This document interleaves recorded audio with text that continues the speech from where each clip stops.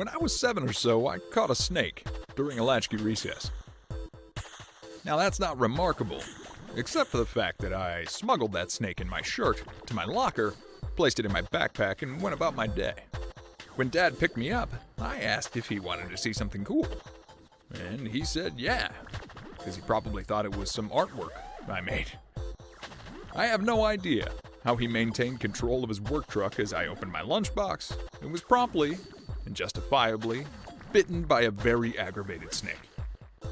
Maybe it says more about the kind of kid I was that he barely reacted. Between my brother and I, I'm sure he just chalked it up to another interesting Tuesday. Expect the unexpected is a warning you hear often when raising a child. Damn good advice for life in general. Welcome to My Dad, I'm Dad, the podcast for those who have loved and lost, or really anything in between. My name is Doug.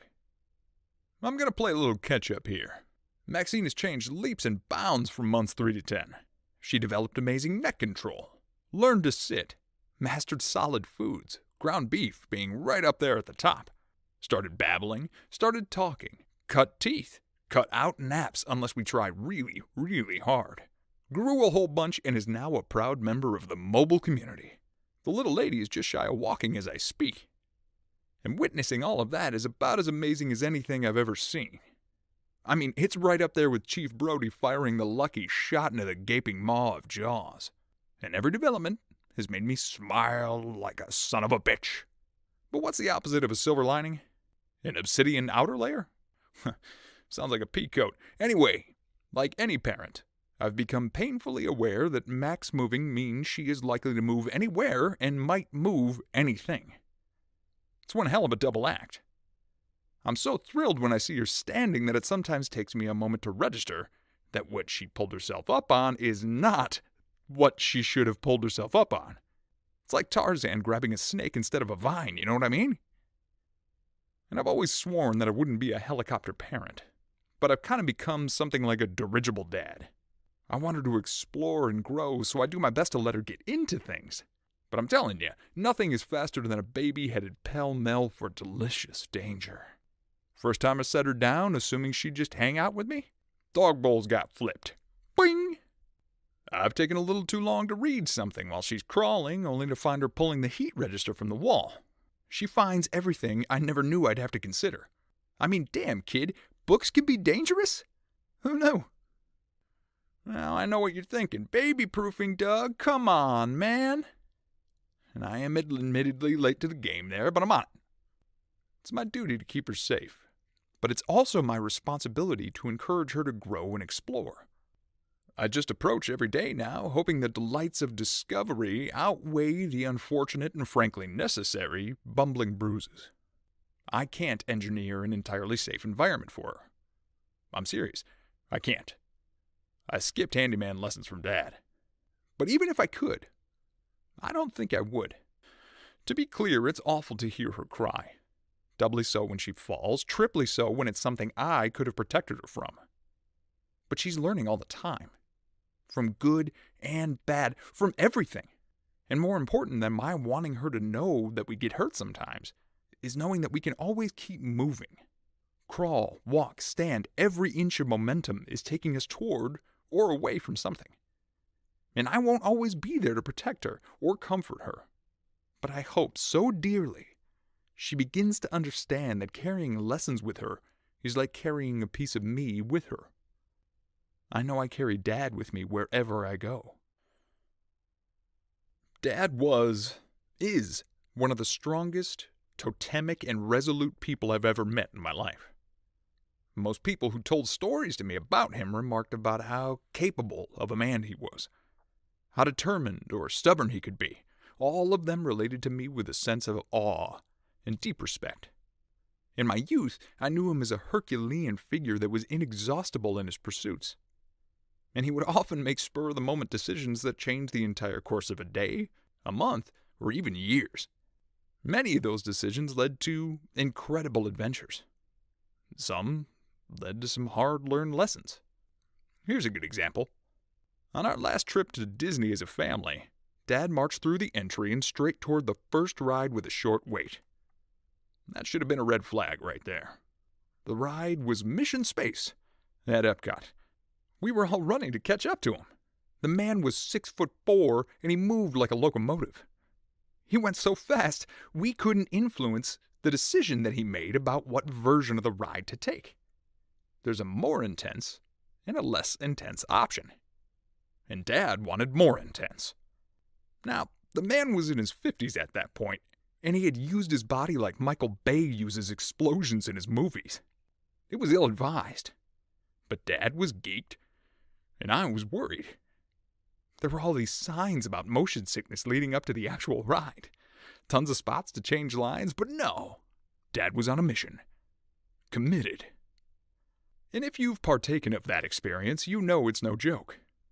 It's cramped, it's ruthless, and it's going to test your mettle. It's essentially like being placed in a blender on frappe. Dad began the ride with the signature yee-hee-hee, and then it came on in 3 waves.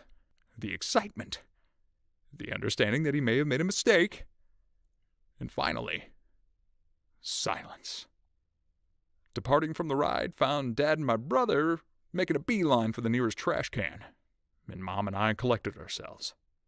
If my calculations were correct, when that baby hit 88 miles an hour, we saw some serious shit. It took Dad the better part of the day to fully recover. Understandable, given the successful landing on Mars and all, but a bit of a blow to the ego. For a moment, he was a kid again. Then Father Time had a word, and he was reminded of his age. We all were. We entered the park that day expecting to have a leisurely and magical time. And while that did happen eventually, we were also served a cold appetizer of reality. Remarkably, though, Dad did the whole damn park that day. Flash back a decade to a family trip in the Upper Peninsula. And in one trip, our family friend fell asleep by the bonfire and melted the bottoms of his shoes. The same friend got too enthusiastic shouting to us from the shore, fell into a lake, sliced his hand wide open, and had to be taken to the ER 45 minutes away. While there, he pocketed a whole bunch of tongue depressors claiming they were good for tying flies. And, oh yeah, I tried to jump over the inlet channel of a waterfall. I fell in, came a knuckle hair away from death, and later learned that Dad clotheslined himself on a dog leash, jumping a railing in an attempt to save my life. We daughters are no strangers to the unexpected. But I think we have something in our DNA that causes us to up the ante as often as possible. Dad and Mom weathered all these occurrences like seasoned sailors. Miraculously, they mostly did it with smiles on their faces. Best of luck knocking this family down, life. We're already beating you to the punch. But the slow and undeniable dementia onset in Dad was not a surprise that brought smiles. At least, not in the way we were used to. Over time, after the diagnosis, Dad's personality shifted to parts that had always been there, but were largely muted by his more gregarious side. He really leaned into comfy things. Clothes, warm settings, and, most surprisingly, Hallmark movies. It didn't matter how often the local Christmas cookie shop was getting bought up by Corporate Cookie, only to find the two leads in love. He dutifully watched as the local Christmas Inn was visited by the Christmas curmudgeon, and so on ad nauseum.